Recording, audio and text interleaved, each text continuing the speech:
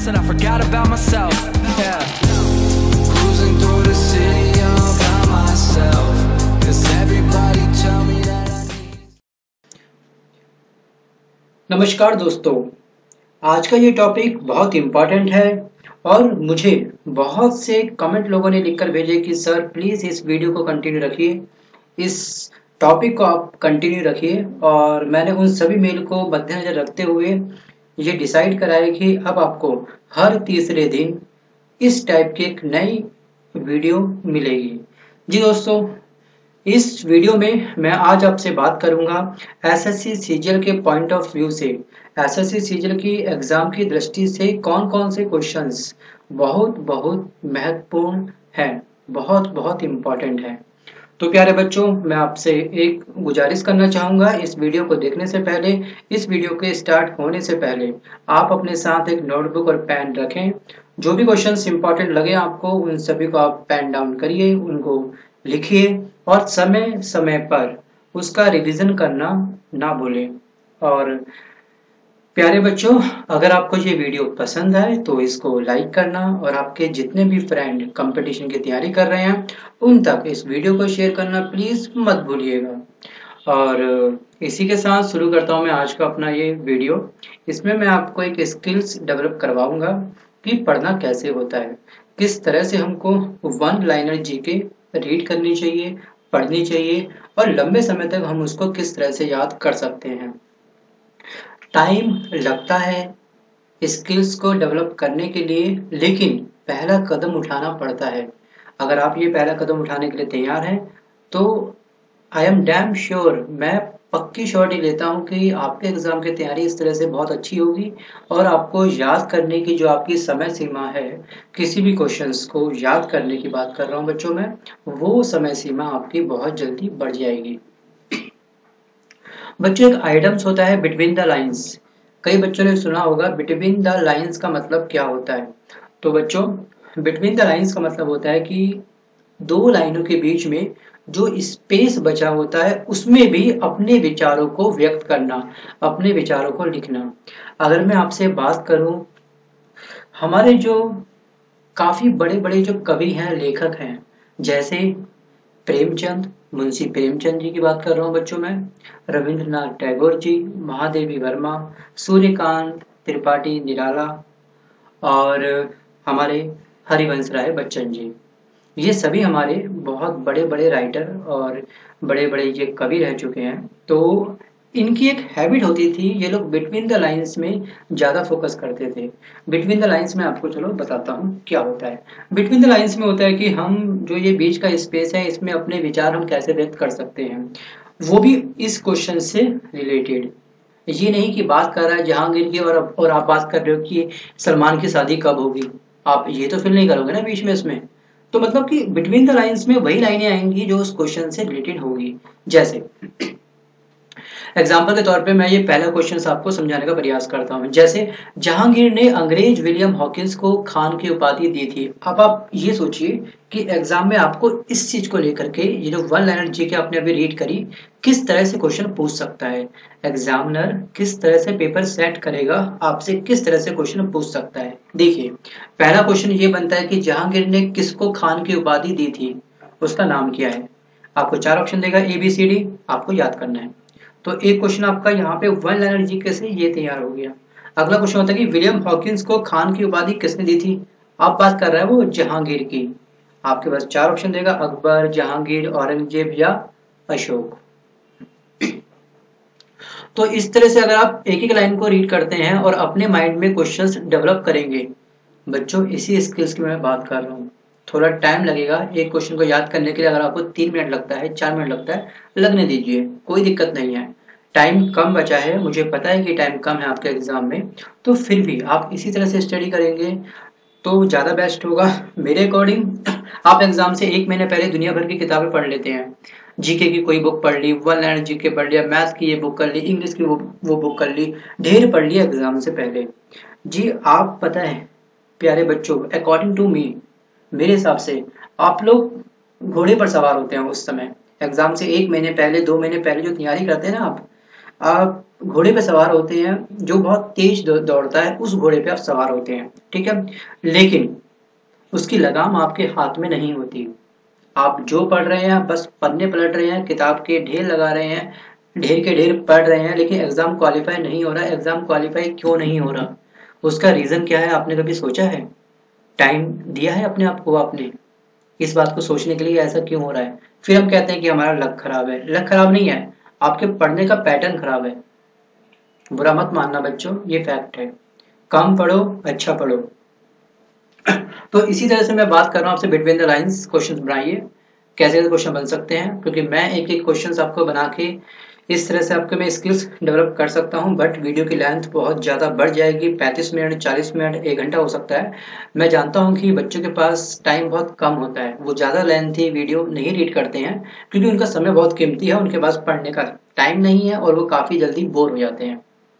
तो मैं उन सब का भी ध्यान रखूंगा जो बच्चे काफ़ी आलसी इंसान हैं।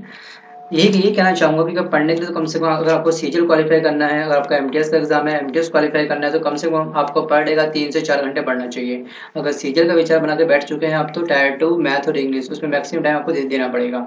तो अभी से तैयारी करनी पड़ेगी, उसके लिए आपको कम से कम 7 से 6 घंटे पढ़ना पड़ेगा। तो ये कुछ तैयारी की कुछ टिप्स होती हैं। अगर आप इस तरह से जीके पढ़ते हैं तो आपकी जो जीके को याद करने की जो लाइफ है वो इंक्रीज होगी। बात बहुत अधिक हुई, समझदार को इशारा काफ़ी है। बड़े बड़े लेक्चर बना करके आपको मैं प्रेजेंट करूं, उससे कोई फायदा नहीं है। जिसको समझ में आ गया होगा उसके लिए एक ही लाइन ही बहुत होती है। जैसे मैं पिछले एक वीडियो में मैंने आपसे कहा था, कुछ करने की भी कीमत चुकानी पड़ती है और कुछ ना करने की भी। अब आप लोग डिसाइड करें कि आपको कीमत कब चुकानी है, अभी या बाद में।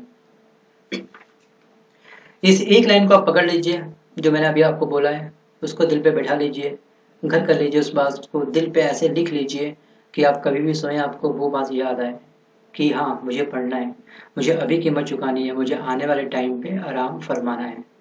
आराम का मतलब कि जॉब को लेकर कम से कम एक टेंशन आपको खत्म करनी है सही समय पर अपनी, ठीक है। चलिए बढ़ते हैं अगले क्वेश्चंस की ओर। ताजमहल का निर्माण किसने कराया? एग्जाम में ये पूछेगा तो आपको बताना है उस्ताद ईसा खां। पूरी लाइन में पढ़ता हूँ। ताजमहल निर्माण में प्रधान मिस्त्री उस्ताद ईसा खां था।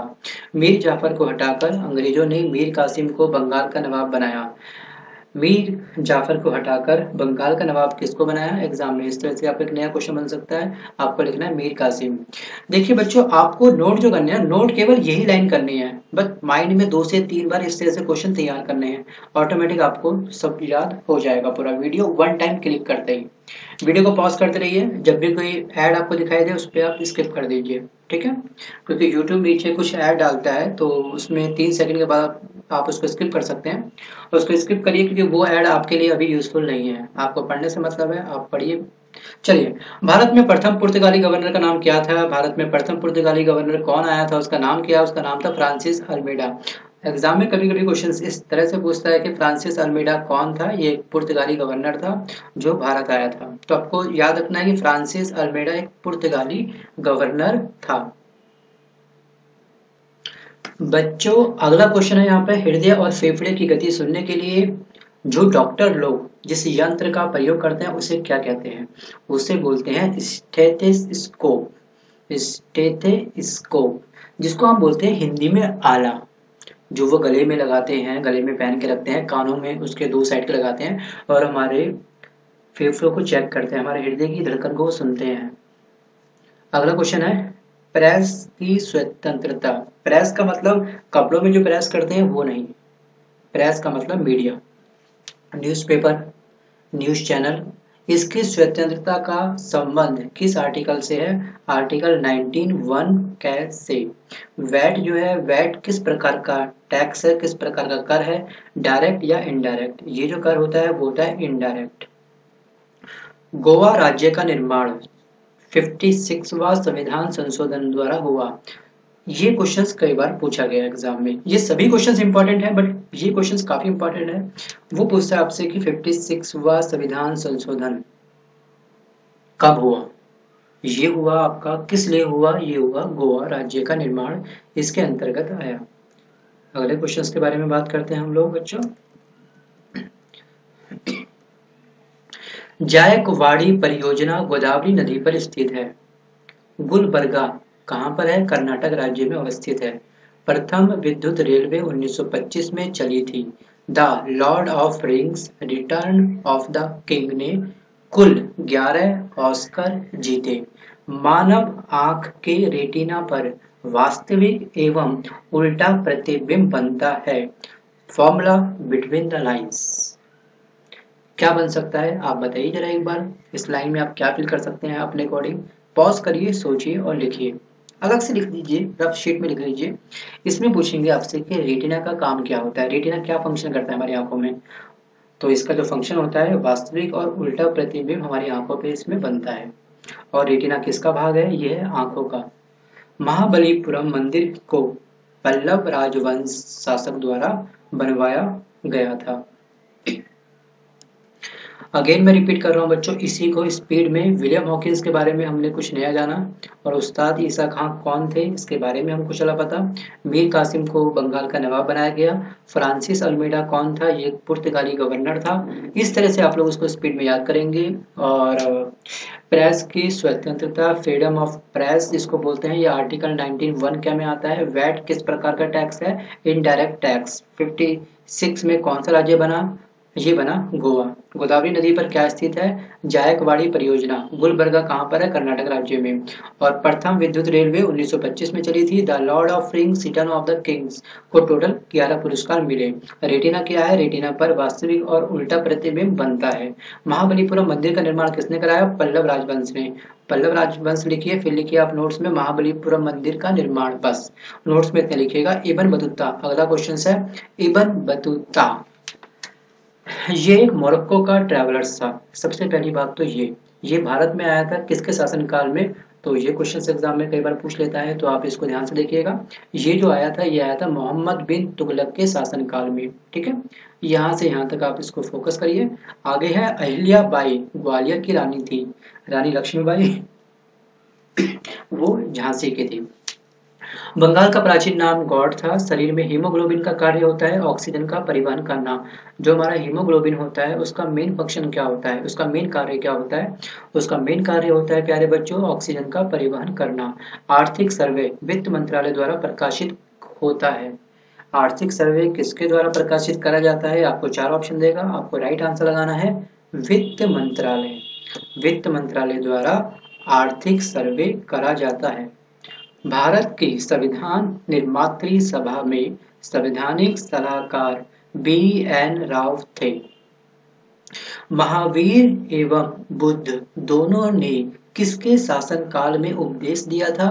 बिंबिसार के शासनकाल में इन्होंने उपदेश दिया था। ठीक है, अगला क्वेश्चन, जहांगीर महल आगरा किला में स्थित है। पृथ्वी पर कुल जल में से कितना % पानी जो है पीने योग्य है, जिसको हम बोलते हैं मीठा पानी? ये है 2.5%। आपको एग्जाम में ना कुछ इस तरह से देता है कि 2.5, 25%, 4.5 या 45%। आपको याद रखना है पृथ्वी पर कुल जल का 2.5%, मीठे पानी का यहाँ पर इतने % भंडार है। बाबर ने प्रथम बार पश्चिम में पंजाब से होकर भारत में प्रवेश किया था। पुष्टि मार्ग के दर्शन की स्थापना वल्लभाचार्य ने की थी। ब्लैक होल सिद्धांत किसने दिया था या इसकी खोज किसने करी थी? ये खोज करी थी S चंद्रशेखर द्वारा। स्थायी बंदोबस्त के साथ लॉर्ड कॉर्नवालिस का नाम जुड़ा होता है। स्थायी बंदोबस्त किसने प्रारंभ करा? ये करा लॉर्ड कॉर्नवालिस ने। और इसी के साथ बात करता है राज्य हड़प की नीति, लॉर्ड डलहौजी। भारत तक समुद्री मार्ग की खोज पुर्तगाली द्वारा की गई थी। पुर्तगाली वो कौन था? Vasco da Gama. वास्को डिगामा भी एक पुर्तगाली ट्रैवलर था जिसने समुद्र में एक ऐसा मार्ग खोजा जो भारत के साथ कनेक्ट होता था काफी आसानी से। व्यापार इसके बाद में, इसकी खोज के बाद में बहुत जल्दी से व्यापार विकसित हुआ। अगला क्वेश्चन है रॉलेट एक्ट या रॉलेट अधिनियम 1919 में पारित किया गया। ये कब हुआ था? ये हुआ था 1919 में। अगला क्वेश्चन, 1909 अधिनियम के द्वारा भारत में सांप्रदायिक निर्वाचन मंडल लागू किया गया। अब क्वेश्चन यहाँ पे कैसा बन सकता है, आप विचार करिए।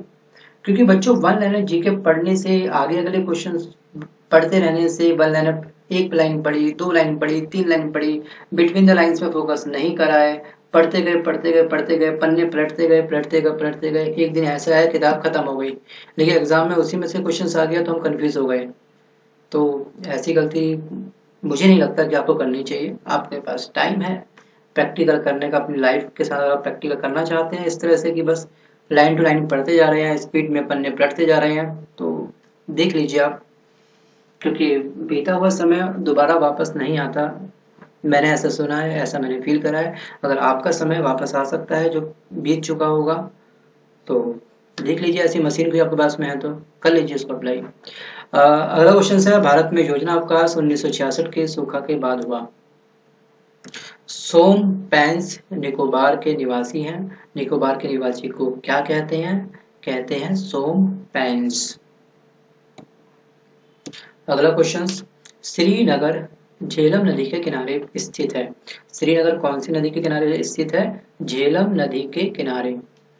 बाल्टिक सागर को उत्तरी सागर से कील नहर अलग करती है, सॉरी मिलाती है। बाल्टिक सागर को उत्तरी सागर से कील नहर मिलाती है। जिम्बाब्वे को पहले दक्षिणी रोडेशिया के नाम से जाना जाता था। अगला क्वेश्चन है, एस्टिग्मेटिज्म, ये जो बीमारी है ये हमारे शरीर के कौन से अंग में होती है? ये एक आंखों की बीमारी है। अगला क्वेश्चन, पोस्ट ऑफिस के लेखक कौन है? रविंद्रनाथ टैगोर। विश्व स्वास्थ्य दिवस कब मनाया जाता है? 7 अप्रैल को मनाया जाता है। अंग जनपद की राजधानी क्या है? चंपा। सीसा संचायक बैटरी में सल्फ्यूरिक अम्ल का प्रयोग किया जाता है। संघ लोक सेवा आयोग के अध्यक्ष अपना इस्तीफा किसको देते हैं? अगर उनको अपना इस्तीफा देना है तो वो किसको देंगे? वो देंगे राष्ट्रपति को। अगला क्वेश्चन, पंचायती राज के त्रिस्तरीय समिति का गठन बलवंत राय समिति द्वारा किया गया। कई बार क्वेश्चंस पूछा गया है, तो बलवंत राय समिति द्वारा ये हुआ था पंचायती राज के त्रिस्तरीय समिति का गठन।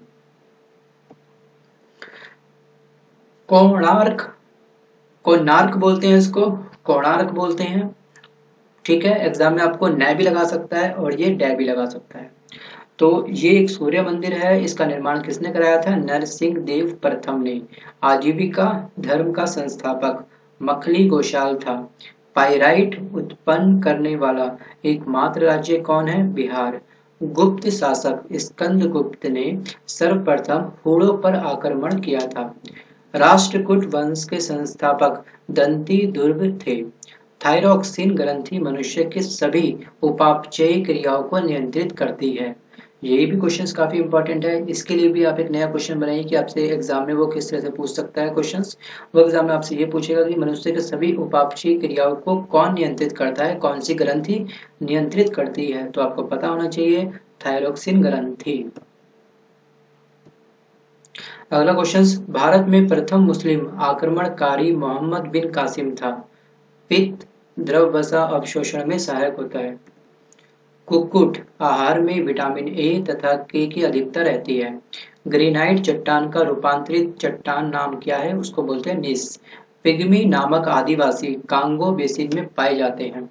बहुत अच्छा क्वेश्चन है। पिग्मी आदिवासी कहाँ पाए जाते हैं? आपसे एग्जाम में ये पूछेगा।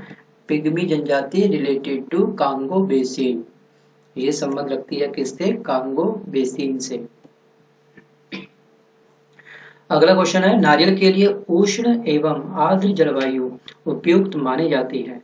गोवा को पूर्ण राज्य का दर्जा कब प्राप्त हुआ? 1987 में।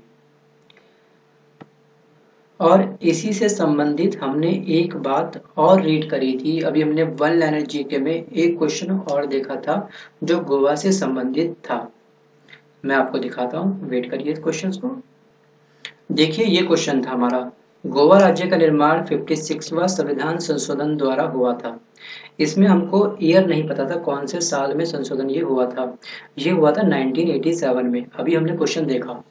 बच्चों, आपको जब भी मौका मिले अपना प्रीवियस नॉलेज को रिपीट करने का, रिवाइज करने का मौका छोड़िए मत, क्योंकि मौका बड़ी मुश्किल से मिलता है। आप बहुत लकी हैं कि आपको अभी ये क्वेश्चन दिख गया गोवा से संबंधित। गोवा राज्य का निर्माण कब हुआ, उसमें वो आपको 4 ऑप्शन देगा ईयर के, 1987, 1988, 1989, 1990। तो आपको राइट आंसर लगाना है 1987 में गोवा राज्य का निर्माण हुआ। और कौन सा संविधान संशोधन था, क्या पता अगला क्वेश्चन आपसे इस तरह से पूछ ले, 55, 56, 57, 58, 4 ऑप्शन देगा आपको राइट आंसर लगाना है 56वां, 56। तो इस तरह से आपको क्वेश्चंस पढ़ना है। जब भी मौका मिले क्वेश्चंस को, अगर रिवाइज हो रहा है किसी लाइन में तो उसको भी आप हैंड टू हैंड रिवाइज करिए। मैं मानता हूँ टाइम लगेगा, लेकिन तैयारी अच्छी होगी और सिलेक्शन जल्दी होगा। तो बढ़ते हैं अगले क्वेश्चंस की ओर हम लोग। मधुबनी चित्रकारी का संबंध किस स्टेट से है? एक चित्रकारी होती है वो होती है वारली, एक चित्रकारी होती है जिसको हम बोलते हैं पट। ये 3 चित्रकारी के अलग अलग नाम हैं, बट ये फेमस है मैक्सिमम मधुबनी पेंटिंग। जो चित्रकारी है इसका संबंध किस स्टेट से है? इसका संबंध है बिहार से।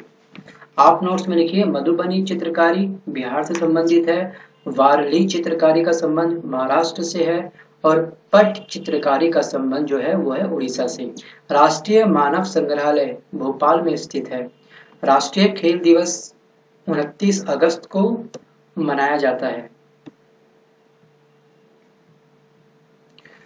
2 देशांतर रेखाओं के मध्य 4 मिनट का अंतर होता है। मोस्ट टाइम के क्वेश्चंस, 2 देशांतर रेखाओं के मध्य कितने मिनट का अंतर होता है? तो इसका राइट आंसर है 4 मिनट। राष्ट्रीय मानचित्र संस्थान कोलकाता में है। विश्व का सबसे छोटा महाद्वीप ऑस्ट्रेलिया में है। ब्राजील के उष्ण आर्द्र वनों को सिलवास कहा जाता है। पेंटागोनिया का मैदान दक्षिणी अमेरिका में स्थित है। लॉस का मैदान चीन में है। विश्व का सबसे ऊंचा जलप्रपात एंजिल जो है वो कहाँ पर है? ये है वेनेजुएला में। अगला क्वेश्चन हम लोग पढ़ते हैं, विश्व का सबसे छोटा महासागर। प्यारे बच्चों, विश्व का सबसे छोटा महासागर जो है वो है आर्कटिक महासागर। ग्रीनलैंड द्वीप आर्कटिक उत्तरी ध्रुव महासागर में स्थित है। फ्लोरिडा एक उष्ण प्रकृति की धारा है। आपसे पूछेगा फ्लोरिडा किस प्रकार की धारा है, तो आपको पता होना चाहिए, इसका राइट आंसर आपको याद होना चाहिए। ये जो धारा है ये एक उष्ण धारा है। अगला है मन्नार की खाड़ी, भारत एवं श्रीलंका के बीच स्थित है। भारत में काफी सारी स्टेट है, किस किस स्टेट के बीच में है? यह है तमिलनाडु और श्रीलंका के बीच में। इसकी आपसे पोजीशन पूछता है कि मन्नार की खाड़ी कहाँ पर है। एग्जाम में बच्चों ये कई बार पूछा गया है, तो इसलिए आप इसको स्किप नहीं कर सकते हैं। अगला है सिमलीपाल, जो ये अभ्यारण्य है कहाँ पर है? ये है उड़ीसा में। काली मिट्टी में फास्फोरस तथा नाइट्रोजन का अभाव होता है। ठीक है, अब आती है बात कि काली मिट्टी में कौन सी खेती होती है? कपास। काली मिट्टी में क्या पाया जाता है? दोनों क्वेश्चन साथ में दिया गया है कि किस चीज की कमी होती है, एग्जाम में ये भी पूछ लेता है, और काली मिट्टी में क्या क्या चीजें पर्याप्त मात्रा में पाई जाती हैं। देखिए, फास्फोरस और नाइट्रोजन, इसका क्या होता है? इसका होता है अभाव। ठीक है, और काली मिट्टी में चूना, लोहा, मैग्नीशियम तथा एल्यूमिना, ये सभी क्या होते हैं? ये पाए जाते हैं। तो बच्चों, ये सब आपको क्वेश्चंस अच्छे से याद करने हैं, पेन डाउन करने हैं। ज़्यादा लंबे लंबे सेंटेंस नहीं हैं, छोटे छोटे सेंटेंस में आपको अपनी जीके की जो बैंक है माइंड में आपके पास, नॉलेज बैंक, उसमें इस तरह की नॉलेज भी आपको रखनी है। अगर आप इस तरह की नॉलेज लेकर के आप एग्जाम में जाएंगे, ये नॉलेज काफ़ी बेसिक नॉलेज है कि इतना तो आपको पता होना ही चाहिए, क्योंकि ये सभी क्वेश्चंस एग्जाम में पूछे गए हैं। तो काफ़ी बच्चों को ये क्वेश्चंस आते होंगे, काफ़ी बच्चों वाले क्वेश्चन लगे होंगे उनको, हो सकता है। अगर आपको ऐसा लगा है तो ऑल द बेस्ट, आपको आपके आने वाले एग्जाम के लिए, क्योंकि आपकी तैयारी अच्छी चल रही है अगर आपको ये सारे क्वेश्चन आते हैं। अगर आपको इनमें से काफ़ी क्वेश्चन नहीं आते थे या एक भी क्वेश्चन आपको नहीं पता था तो प्लीज़ तैयारी को अच्छे से करिए, थोड़ा सीरियस स्टूडेंट बन जाइए, ढेर मत पढ़िए, कम पढ़िए, अच्छा पढ़िए। तो बच्चों, इसी के साथ मैं लेता हूँ आपसे अलविदा। मिलता हूँ जल्द एक नए वीडियो के साथ, एक नए लेक्चर के साथ। आप हमारे प्लेलिस्ट में जाइए जिसमें एसएससी सीजीएल के काफ़ी सारे पार्ट हमने बना रखे हैं। तो प्लेलिस्ट में आप देखिए, इस तरह के क्वेश्चन आपको वर्ल्ड एंड जी के बहुत सारे क्वेश्चन मिलेंगे, उन सबको भी देखिए। अगर आपने कुछ नया सीखना है तो अगर आपको आता है ये सब पहले से तो आप प्लेलिस्ट में नहीं जाइए, कोई दिक्कत नहीं है। लेकिन अगर आपको जीके से डर लगता है और आप चाहते हैं कि सच में जीके पढ़ी जाए तो इन सब वीडियो को जरूर वॉच करिए।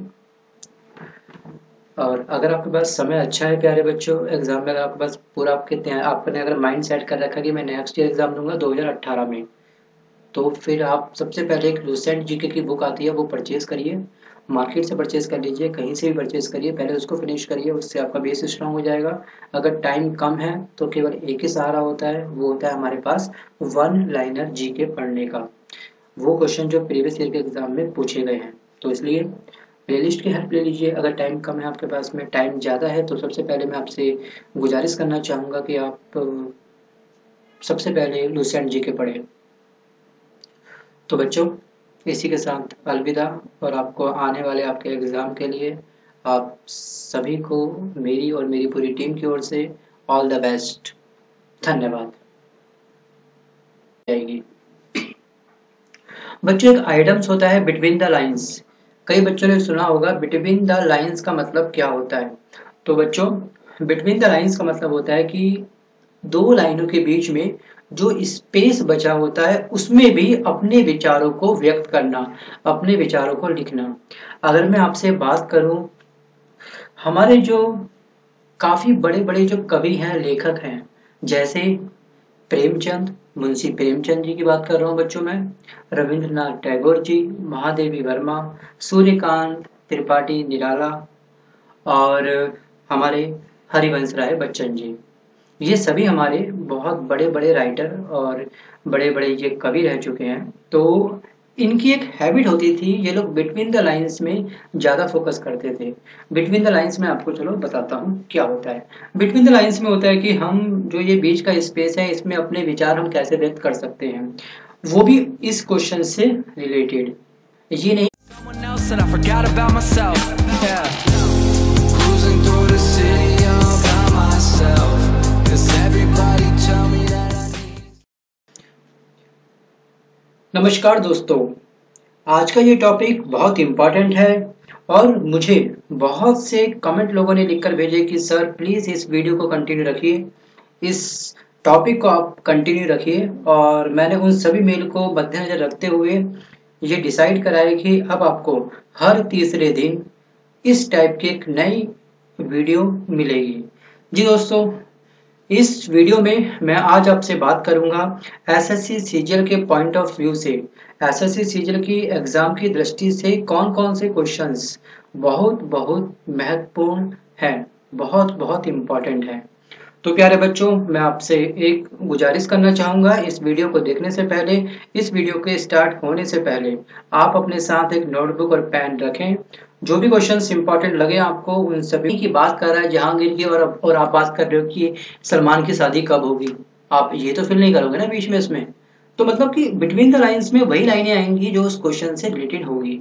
जैसे एग्जाम्पल के तौर पे मैं ये पहला क्वेश्चन आपको समझाने का प्रयास करता हूँ। जैसे जहांगीर ने अंग्रेज विलियम हॉकिंस को खान की उपाधि दी थी। अब आप ये सोचिए कि एग्जाम में आपको इस चीज को लेकर के, ये जो वन लाइनर जीके आपने अभी रीड करी, किस तरह से क्वेश्चन पूछ सकता है एग्जामिनर, किस तरह से पेपर सेट करेगा, आपसे किस तरह से क्वेश्चन पूछ सकता है। देखिए, पहला क्वेश्चन ये बनता है कि जहांगीर ने किसको खान की उपाधि दी थी, उसका नाम क्या है। आपको 4 ऑप्शन देगा ABCD, आपको याद करना है। तो एक क्वेश्चन आपका यहाँ पे वन लाइनर जीके से ये तैयार हो गया। अगला क्वेश्चन होता है कि विलियम हॉकिंस को खान की उपाधि किसने दी थी। आप बात कर रहा है वो जहांगीर की। आपके पास 4 ऑप्शन देगा, अकबर, जहांगीर, औरंगजेब या अशोक। तो इस तरह से अगर आप एक एक लाइन को रीड करते हैं और अपने माइंड में क्वेश्चंस डेवलप करेंगे, तो आप पेन डाउन करिए, उनको लिखिए और समय समय पर उसका रिवीजन करना ना भूलें। और प्यारे बच्चों, अगर आपको ये वीडियो पसंद आए तो इसको लाइक करना और आपके जितने भी फ्रेंड कंपटीशन की तैयारी कर रहे हैं उन तक इस वीडियो को शेयर करना प्लीज़ मत भूलिएगा। और इसी के साथ शुरू करता हूँ मैं आज का अपना ये वीडियो। इसमें मैं आपको एक स्किल्स डेवलप करवाऊंगा कि पढ़ना कैसे होता है, किस तरह से हमको वन लाइनर जीके रीड करनी चाहिए, पढ़नी चाहिए और लंबे समय तक हम उसको किस तरह से याद कर सकते हैं। टाइम लगता है स्किल्स को डेवलप करने के लिए, लेकिन पहला कदम उठाना पड़ता है। अगर आप ये पहला कदम उठाने के लिए तैयार हैं तो आई एम डैम श्योर, मैं पक्की श्योरिटी लेता हूँ कि आपके एग्जाम की तैयारी इस तरह से बहुत अच्छी होगी और आपको याद करने की जो आपकी समय सीमा है, किसी भी क्वेश्चंस को याद करने की बात कर रहा हूँ बच्चों मैं, वो समय सीमा आपकी बहुत जल्दी बढ़ जाए। बच्चों इसी स्किल्स की मैं बात कर रहा हूँ। थोड़ा टाइम लगेगा एक क्वेश्चन को याद करने के लिए, अगर आपको 3 मिनट लगता है, 4 मिनट लगता है, लगने दीजिए, कोई दिक्कत नहीं है। टाइम कम बचा है, मुझे पता है कि टाइम कम है आपके एग्जाम में, तो फिर भी आप इसी तरह से स्टडी करेंगे तो ज़्यादा बेस्ट होगा। मेरे अकॉर्डिंग आप एग्जाम से 1 महीने पहले दुनिया भर की किताबें पढ़ लेते हैं। जीके की कोई बुक पढ़ ली, वन लाइनर जीके पढ़ लिया, मैथ की ये बुक कर ली, इंग्लिश की वो बुक कर ली, ढेर पढ़ लिया एग्जाम से पहले। जी आप पता है प्यारे बच्चों, अकॉर्डिंग टू मी, मेरे हिसाब से आप लोग घोड़े पर सवार होते हैं उस समय। एग्जाम से 1 महीने पहले, 2 महीने पहले जो तैयारी करते हैं ना आप घोड़े पे सवार होते हैं जो बहुत तेज दौड़ता है, उस घोड़े पे आप सवार होते हैं, ठीक है। लेकिन उसकी लगाम आपके हाथ में नहीं होती। आप जो पढ़ रहे हैं बस पन्ने पलट रहे हैं, किताब के ढेर लगा रहे हैं, ढेर के ढेर पढ़ रहे हैं, लेकिन एग्जाम क्वालिफाई नहीं हो रहा। एग्जाम क्वालिफाई क्यों नहीं हो रहा, उसका रीजन क्या है, आपने कभी सोचा है? टाइम दिया है अपने आप को आपने? इस बात को सोच